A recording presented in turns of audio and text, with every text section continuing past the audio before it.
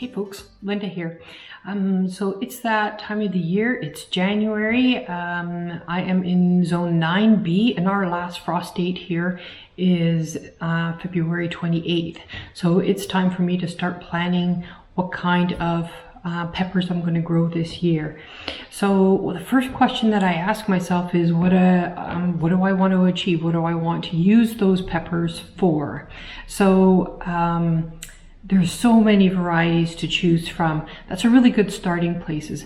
What do you want to use the peppers for? And then plan your plantings around that and your seed starting around those questions. For me, we like to use some raw in a green salad, maybe add some into a stir fry. I love to can pasta sauce that will last us all winter, so I definitely like to have some that I can add into a pasta sauce. We're not people that really like super hot peppers, so I take that into consideration. We also have gotten really into making some dried seasonings, and that's been really fun. And also this year I would really like to experiment more with pickling and fermentation. So choosing some peppers that might be suitable for that is at the top of my list as well. So when it comes to having a good pepper for a salad, I've really been taken with a couple of these ones. So this one is Ajvarski, and this is one of my favorites. I tried it a few years ago and absolutely fell in love with it. And then I heard through one of my other favorite YouTubers about the Leysa pepper as well, that if you liked Ajvarski, you'd probably like this one as well. So I've started growing both of these the last few years and absolutely love them. They're really large fruit. The plants are abundant producers. Very, very happy with those.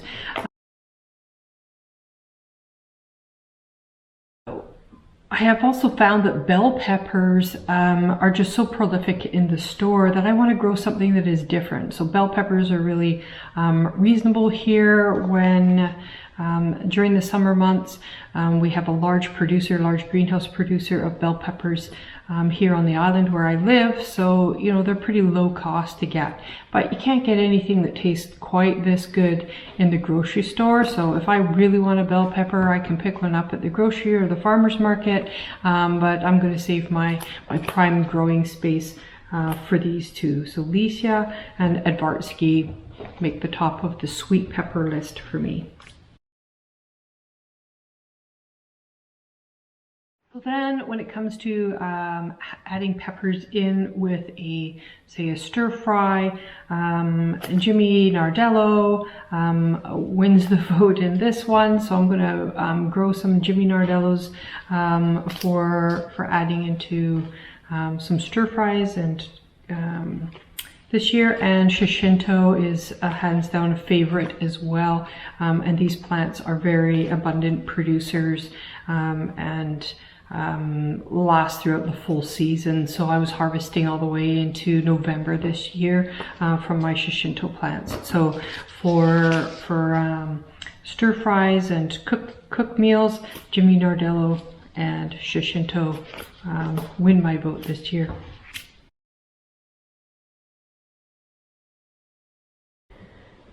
I love to grow peppers that I can extend and enjoy throughout the entire season. So one thing that we have done for the last few years, and we started off small and have increased our repertoire, is to dehydrate the peppers and use them in different pepper seasonings. So we do a hot one. We also will do just a straight up hot pepper one. So I'll show you the peppers or tell you about the ones I'm going to use this year to go into the hot pepper mix. So we do a hot one. We also do a mixed one where I'll add in some smoked onions, some garlic, and some salt as well to make a really nice seasoning, perfect on cooking some eggs. This one is a smoked habanero, so that's a new recent favorite. use also dry some and just make some pepper flakes. So these are red sabinas, so these are quite hot. So I will dry those and add them in, say if I'm making a chili or something that, you know, we want to kick it up a notch. So some red sabinas have been dried, and we're using those this winter as well.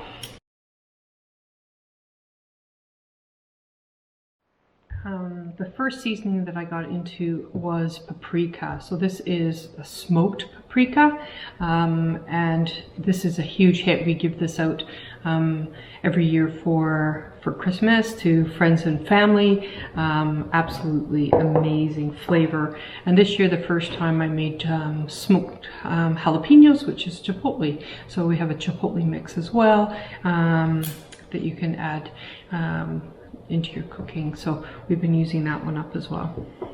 So the peppers that go into those, the first one is this paprika pepper from Baker Creek. So I usually grow a lot of paprika peppers because that's one of the favorite seasonings. A black Hungarian from West Coast Seeds will be growing this year. There's a few by my plants here. I got a few new ones. Fish peppers, those go into the mixed hot seasoning, and they're a stunning plant. They're a variegated plant, so very beautiful foliage, and the peppers come out streaked with a yellow and green color. Beautiful, beautiful plant.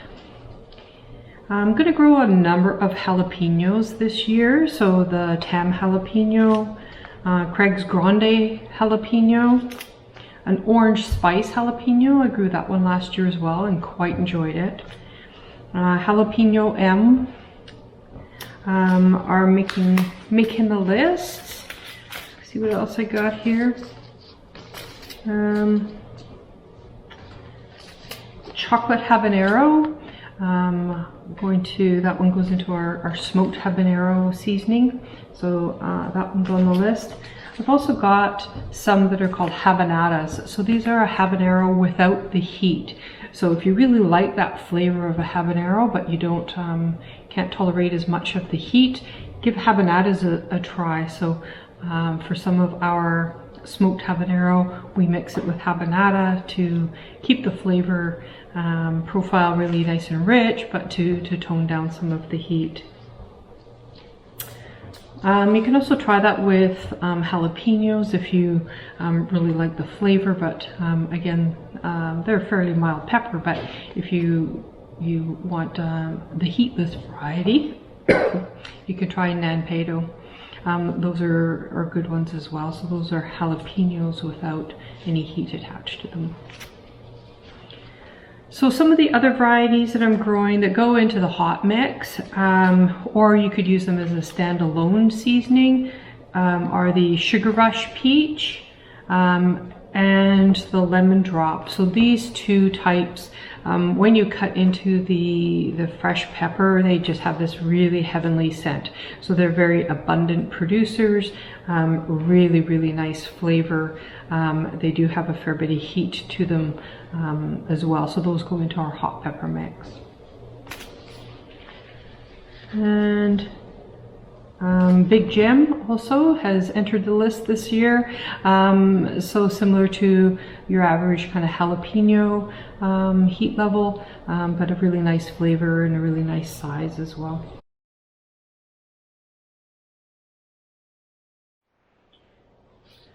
So then I want to really try some of the pickling, fermenting peppers this year. So some of the jalapenos will go into the pickling and the fermenting, but also I will be adding in some banana peppers as well into my greenhouse, specifically for that purpose.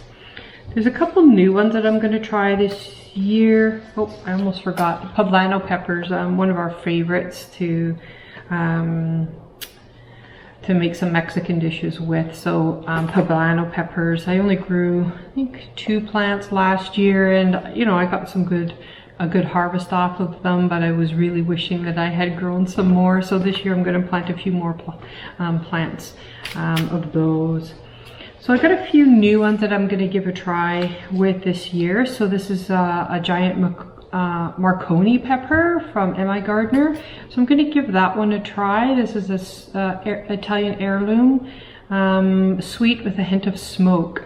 So I'm going to give that one a try. I'm pretty excited about that. So I'll do an update in the season once they start fruiting.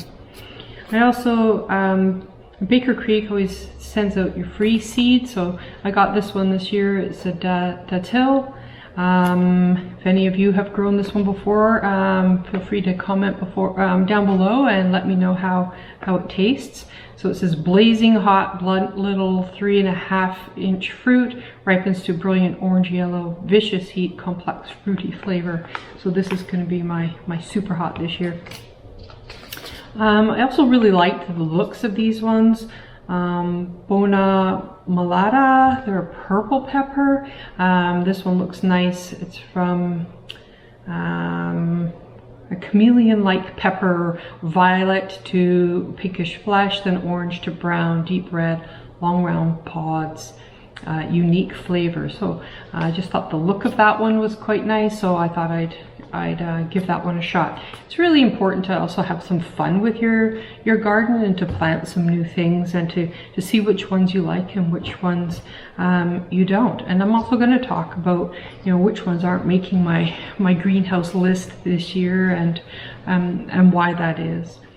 So another new one is Arroz con Pollo. I'm going to be starting that one this year. It's a seasoning pepper. So it resembles a habanero, but when you remove the seeds, there's no heat, just delicious flavor. So I'm going to give that one a whirl this year as well and see how that goes.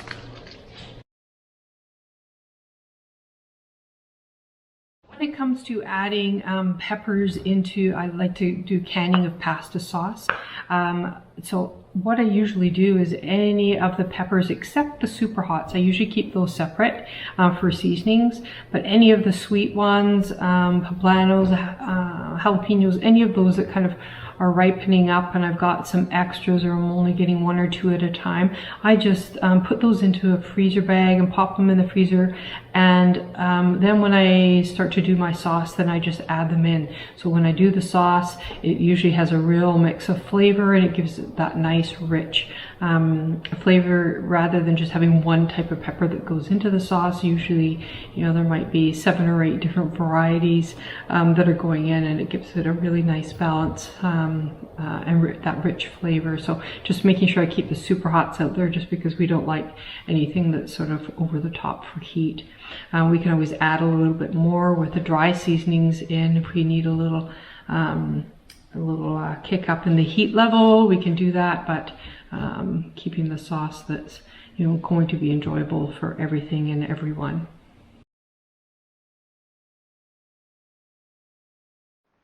This is my little bundle here that aren't making the cut this year. You know, I have a 8x8 greenhouse and we can grow peppers outdoors as well. They definitely do really well in the greenhouse, so I want to maximize that space. It just means I need to limit how many plants that I can grow at a time. So, you know, it is really the best ones that we prefer, and the ones that we're going to be able to use in the way that we're wanting to for the season. So nothing wrong with the peppers themselves, just really not something that we want to take up valuable space with. So the first one is a Mad Hatter. Really liked the pepper. They produced really well. They just didn't have as much of that that special quality, I don't know how to describe it, that we were looking for. So that one isn't going to make the list this year. This one is the Ring of Fire, a cayenne pepper. So I like to grow 1 or 2 really hot ones a year. So the cayenne Ring of Fire isn't going to be making my list this year, but I'm going to definitely hold on to the seeds and grow them again in the future. And one thing that I haven't had the greatest luck with is growing bell peppers. So I like the flavor of them. It's just they've been, you know, if I had a choice between a bell pepper and one of the sweet peppers, I would choose one of the sweet peppers every time. So I have been growing in the past King of the North and the Mini Bell.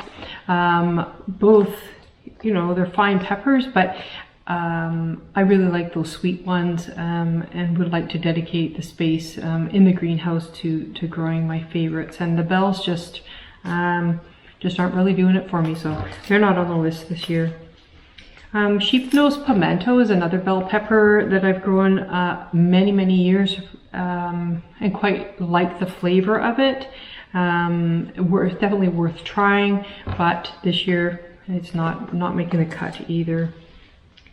Red Savina I grew last year and still have some dehydrated ones, and because they are so hot, we only use a little bit, so I'm going to try one of the other seed types for my hot variety this year, and so that I have something to compare to. So Red Savina isn't making the list this year either.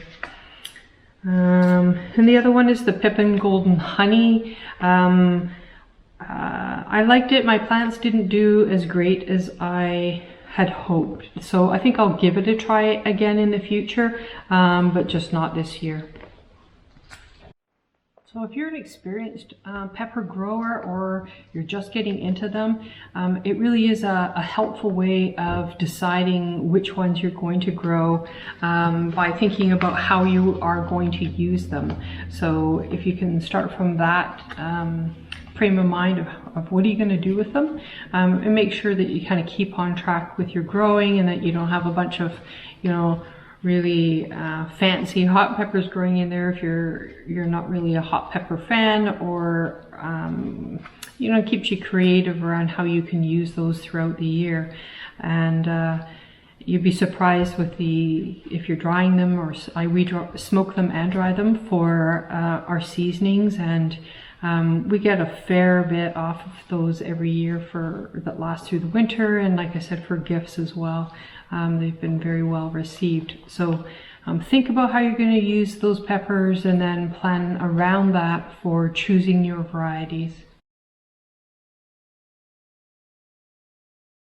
So thanks for joining me, and good luck with your pepper growing this year and your pepper choices. So if you want to learn how to get the best germination, check out this video. Take care.